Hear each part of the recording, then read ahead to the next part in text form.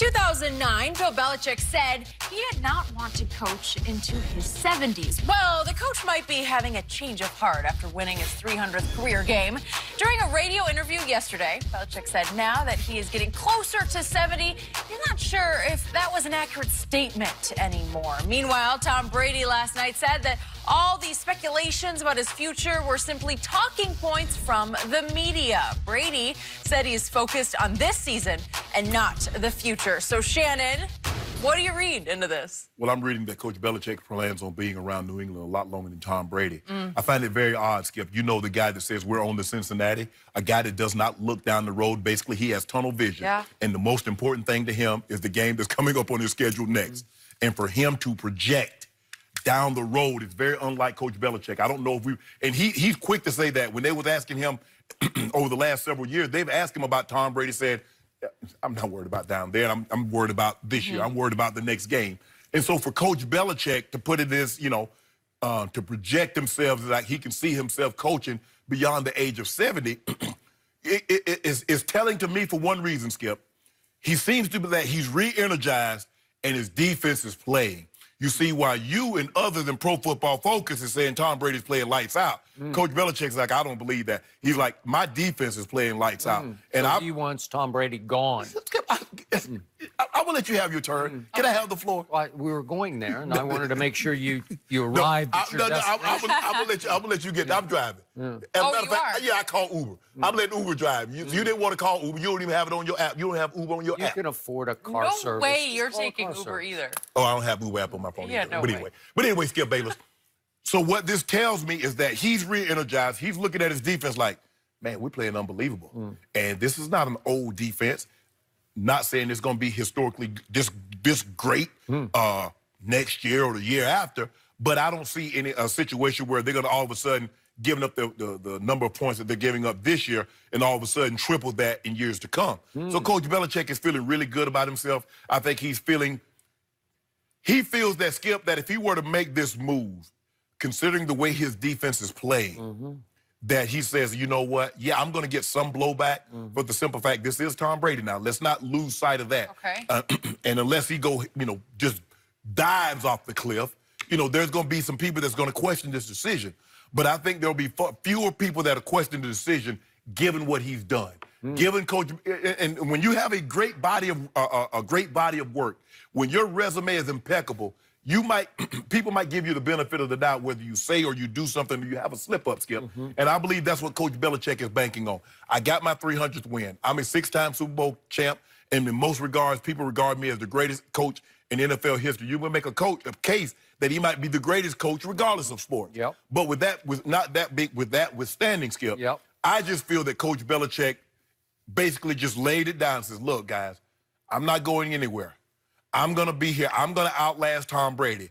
And I'm going to win, or I'm going to do my damnedest to win a Super Bowl without him and close the book. Sometimes, Jen, they say in a relationship, you have to make a very tough decision. Do you turn the page or do you close the book? Coach Belichick said, I'm flipping the pages. Tom Brady, I'm going to close the book on your ass. Really? Yeah, that's what he said. Wise words. You like that? You got a lot of relationship advice going on. They know what they call me. They call me Dr. Shan. I'm coming for you, Dr. Ruth. Is that your side Dr. drink? Laura, Dr. Phil. They need to give me old Dr. Shay. Well, I would watch. I don't know if I can compete with all that. You got anything over there about I got a lot Skip? over here.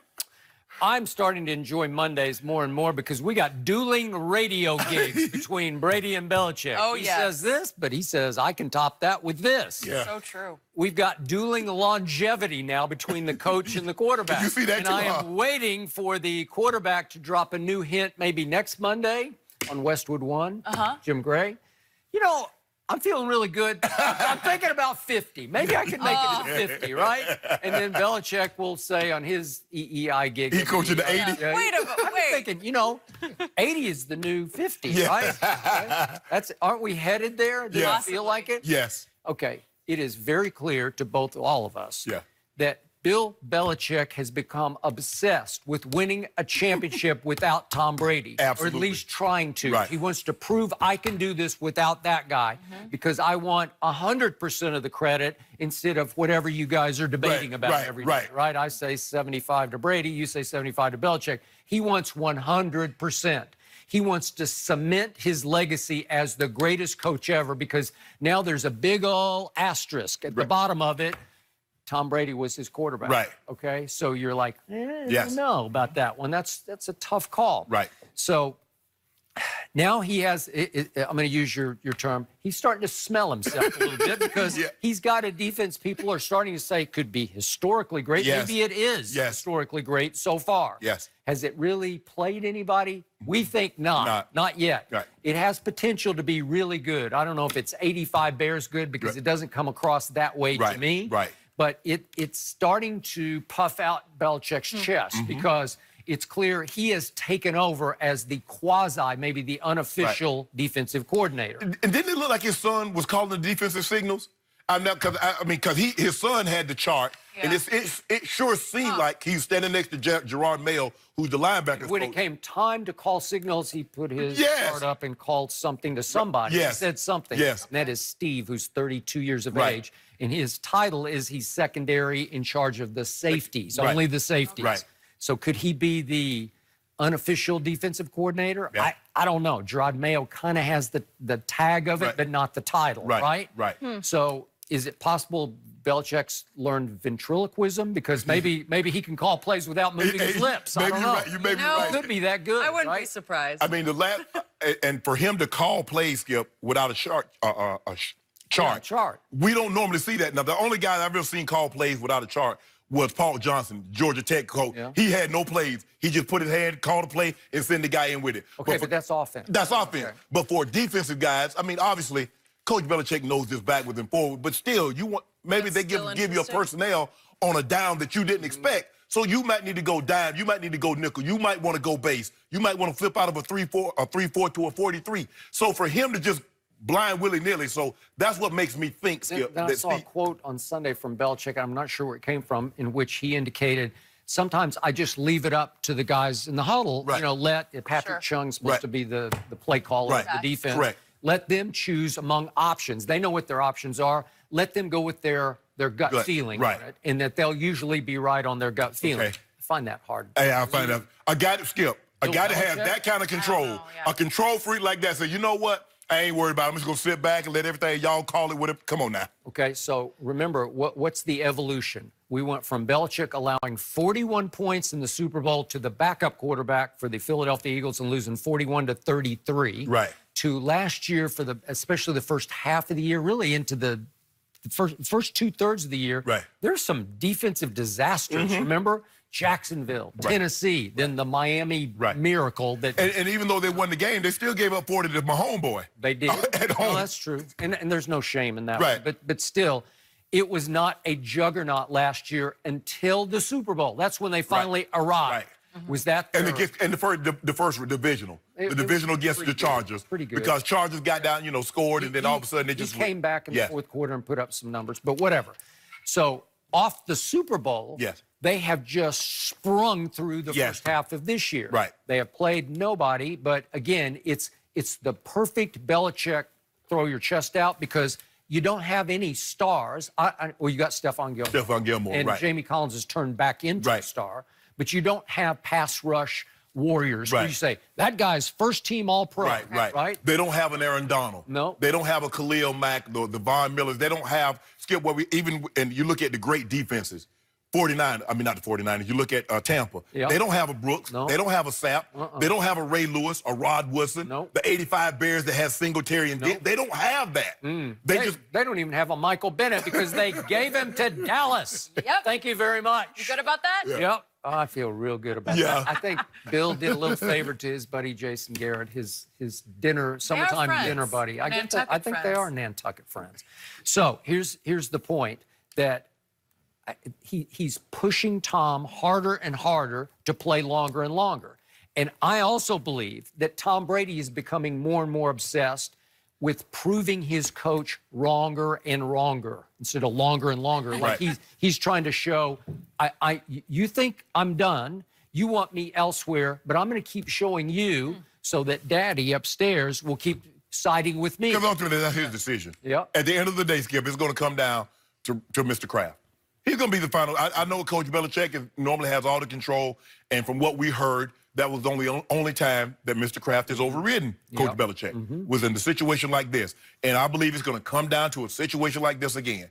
It's going to come down to Mr. Kraft is going to say, you know what, I'm siding with Tommy or I'm siding with Coach Belichick. Yep. And so far, it's been all Tommy all the time. It has been. And I believe at the end of this year, it will be Tommy again. But now Belichick's saying 70-something. It doesn't matter, whatever it. Because he tried to wait him out, Skip. Yeah. He said, even if Tom plays, let's just say for the sake of argument, Tom plays till he's 45. Yeah. Coach Belichick says, I still can coach longer than you can play. Oh, yeah, for sure. And so all he had, Skip, Coach Belichick just has to be right. Because it was going back and forth. Is it Coach Walsh? Is it Joe Montana?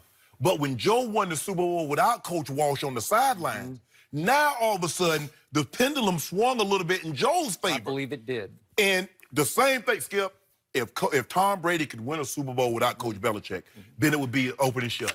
The same thing, if Coach Belichick, see, I told you, Coach Belichick could win. Tom Brady's great, not to deny him that, but Coach Belichick won one without. And that's what, Skip, in their minds, it's not good enough, Skip, because when you get to that level, trust me, the bigger you are as a superstar, the bigger your ego is. And these guys, it's not good, Skip, it's not good enough to be 50-50. If one of them says, you know what, you get 51% of the credit, I'll take 49. Yep. That would be okay, but 50-50 is not good enough. I need to know Skip, somebody got to be in the front. We can't be a dead heat. Okay, well, I'm going to give 50% to him and 50% to him. No, it can't be that. Yep. Someone's got to get 51 to 49, and then I can rest at night. So just for the record, Adam Schefter has reported that Belichick and Brady are getting along better than ever this year. I think that's an uneasy truce that's going on just because, remember, winning cures everything. Exactly. So you just keep winning games. And, oh, yeah, we're getting along just fine. And he did give him the game ball after the Giants. And what did Brady said? Unexpectedly, but he was glad that he got it. Yeah. So the only situation I can remotely compare to this was the Patriots of the NBA, my San Antonio Spurs. Remember what Greg Popovich used to say on almost a daily basis? When Tim Duncan, or as he called him, Timmy, when Timmy walks into the sunset, I'll be right behind him. Remember this? Right. That was 3 years ago, and Greg Popovich is still sitting in the coach's chair, and who's sitting beside him now as an assistant coach? Timmy. Because, what do they say, Skip? Well, you had the greatest power forward to ever live. You should have won those titles. Correct. So if Coach Popovich can win one without Timmy D. Okay, message to Coach Belichick. Coach Popovich has not won a championship without Timmy D. No. Because he lost it's the whole foundation of the franchise. The leader of the locker room was Tim Duncan. I think he liked his chances had he could have kept Kawhi. Thank you. I was going to bring that up because when number 2 quit his way out of San Antonio, stop saying that he quit. Thank you for that guy. You know, that guy. He's but hold on. good. I would have thought if somebody quit, I don't know how you operate, Jenny, but if somebody wrong, let's just say for the sake of argument, my brother's married. Okay. His wife wrongs him. She never going to be cool with me again. Never, ever. Number 2 wronged you. He goes to the Clippers, and now you hyping him. What about forgiveness? I forgive you, but I ain't never forget that bleep you did. I don't know about you. You don't forgive that guy. No, you say you never forgive him. You won't even address him by his name. We're getting closer. You thought about it after I watched him just do it to the Lakers. Just put it on him with no Paul George. Man, it was like I kind of love that. Oh, so you love that? Yeah, I kind of love that. The guy that quit on your team, 73 games. He said, "No, I ain't playing." And now you love him again. You loving him up. Well, at least he took one look at LeBron last summer and said, "Nah." That's what he did. Nah. Now, I got this. Magic sat right here and said, had he not gotten Paul George, he'd have been a Laker. Okay. Well, he did get Paul George, and that leads to our next. I hope I don't wrong you guys, because I'll never get forgiven around here. It's kind of tough crowd. I'm looking forward to seeing what the Patriots do against Baltimore, though. Finally, some kind of test. But yeah, you know, we bring up the Lakers, and I feel like we should talk about what they did over